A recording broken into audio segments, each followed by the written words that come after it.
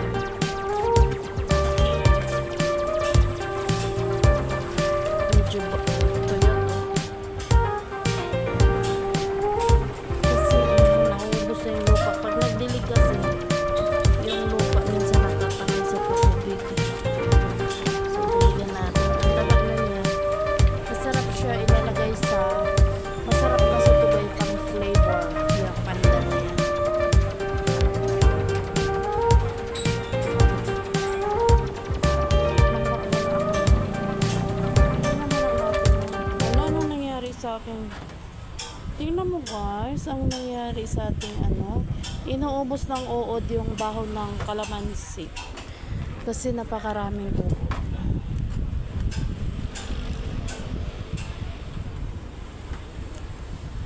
Yan o, kinakain ng uod.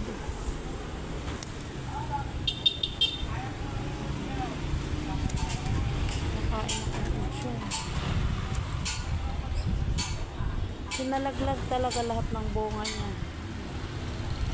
Ang ating naman, gusto kong i-pruning naman to. Ito. Kasi tumubo na yung kabilang side. So i-pruning natin yung kabilang side. Ito na naman ang tatanggalin natin kasi may sanga na siya. So siguro ilalaga ko yung dahon. Alam mo ba guys? Nilalaga ko yung dahon nito kasi gamot ito sa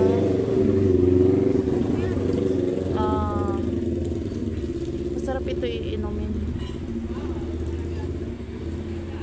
Yan. So pero idalhin ko to dun sa baba kasi nilalaga ko to. Gawin mo siya ang tsa sa gabi. Ayan, pwede na siyang pang pababa ng ating cholesterol. Tsaka bakit napadumi na ito? Madami ng damo. Madamo na. Hindi pala natin.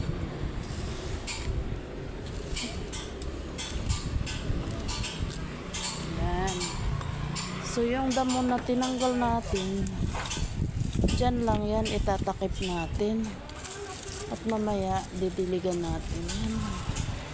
Pero mangunguha muna ako ng aking alugbati para hindi yumabong ng husto. Kailangan bawasan. So ito siya, nag-start na to siyang namulaklak, kaya lang hindi siya makausad. Maliliit. Pero gulang na kasi ito.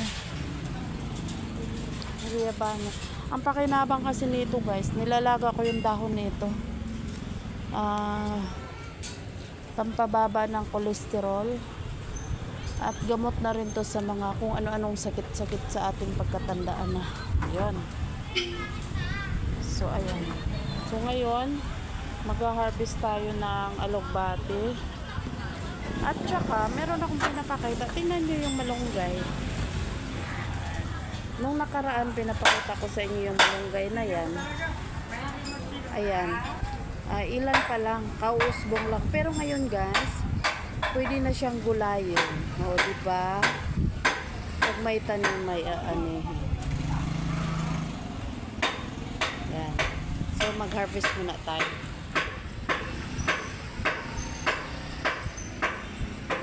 Paano ba ito baliktad ang ating camera?